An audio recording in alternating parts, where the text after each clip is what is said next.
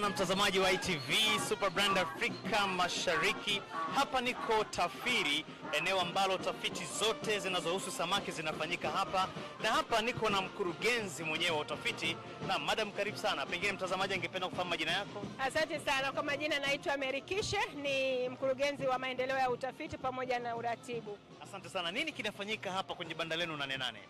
Yapo mengi yanayofanyika ndugu mtangazaji. Mojawapo ni kitotoleshi ambacho tunaonyesha namna gani ambacho tunaweza kuzalisha vifaranga bora. Nikisema vifaranga ni bora kwa kutumia tu teknolojia ambayo ni rahisi, lakini tunahakikisha kwamba tunafuatilia ubora wa maji. Kwa sababu hapa mnafanyaje?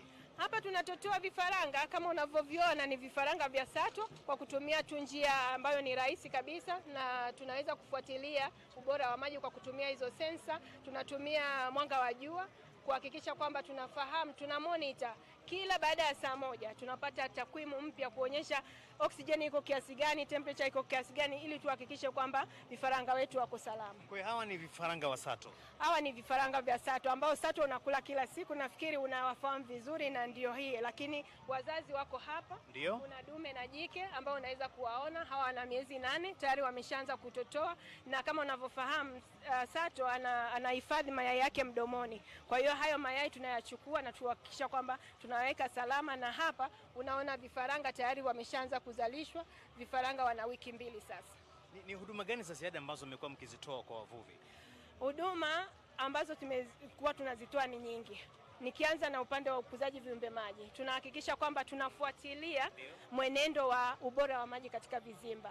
Kama unavyofahamu, serikali imewekeza vya kutosha katika vizimba kuhakikisha kwamba vijana na kina mama wanapata fursa za ufugaji wa samaki, lakini pia tunaongeza uzalishaji wa samaki katika nchi yetu, hasa baada ya kuona kwamba samaki wanakuwa wanapungua katika maji asili. Kwa hiyo tunahakikisha kwamba tunafuatilia ubora wa maji ili wale wafugaji wawe na ile early warning. Kama kuna shida yote ambayo inatokea kwenye ubora wa maji, tunaweza kuitatua kwa haraka. Hili swala la uvuvi kwa njia ya vizimba ni kama jambo geni hivi Tanzania? Wengi wamekuwa wakivua tu kiasili.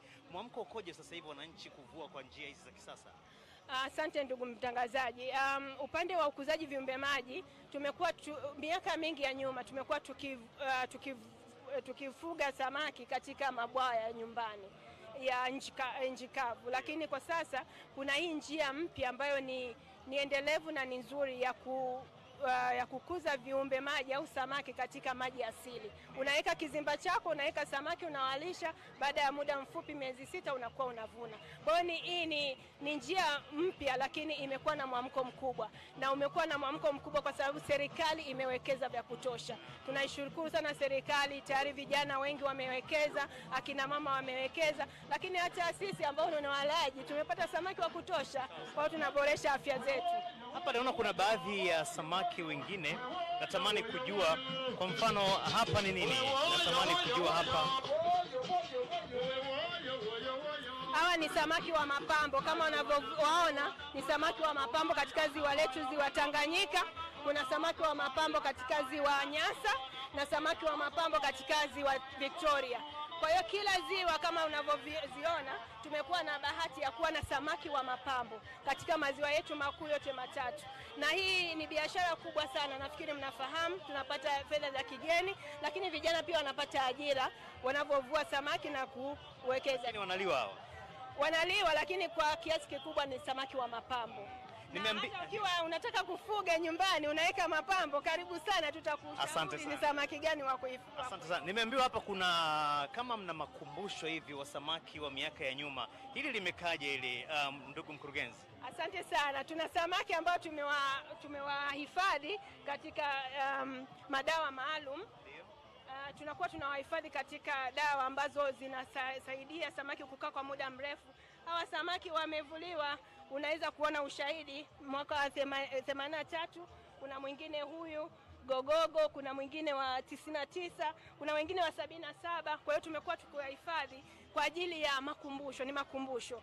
Lakini baadhi ya samaki wengine hapa huwezi kuwakuta kwenye ziwa tena kwa sababu ya mabadiliko ya tabia nchi, wanakuwa wanapotea. Kwa hiyo hii ni kama ni fursa, sisi kama taasisi ya utafiti wa uvuvi tunakuwa na takwimu kwamba zamani kulikuwa na samaki gani, na kama wapo basi tunakuwa tunawalinganisha, je, kuna mabadiliko. Lakini pia ni senta ya kujifunza. Wanafunzi wetu saizi huwezi kumkuta huyu samaki ziwani, lakini akija hapa atawakuta. Kwa hiyo ni kitengo pia cha mafunzo, lakini pia kwa ajili ya kujikumbusha. Mwisho kabisa, nini wito wako kwa wadau wa sekta hii ya uvuvi Tanzania? Asante sana ndugu mtangazaji. Mimi wito wangu mkubwa ni kwamba tuchangamkie fursa. Sekta ya uvuvi pamoja na sekta ya ukuzaji viumbe maji ni sekta muhimu sana kwa ajili ya ajira, kwa ajili ya chakula, kwa ajili ya maendeleo ya nchi. Kwa hiyo tuhakikishe kwamba tunailinda, lakini tunaitumia kwa njia endelevu. Asante sana mtazamaji, huyo ni mkurugenzi wa maendeleo ya utafiti kutoka TAFIRI, kwa maana taasisi ya utafiti wa samaki Tanzania. Mengi tumejifunza, lakini kubwa zaidi kuna makumbusho ya samaki. Hapa kuna samaki tangu mwaka 78 alivuliwa, yuko hapa. Kuna samaki tangu miaka 80 wako hapa, na inatajwa wako baadhi ya samaki sasa hivi hawapo tena katika ulimwengu. Asante sana mtazamaji wa kipindi hiki maalum kutoka hapa 88 Dodoma. Mimi ni Othman Suleiman, kwa niaba ya timu nzima iliyo hapa Dodoma, mimi nakutakia utazamaji mwema wa vipindi vyote vinavyoendelea hapa ITV.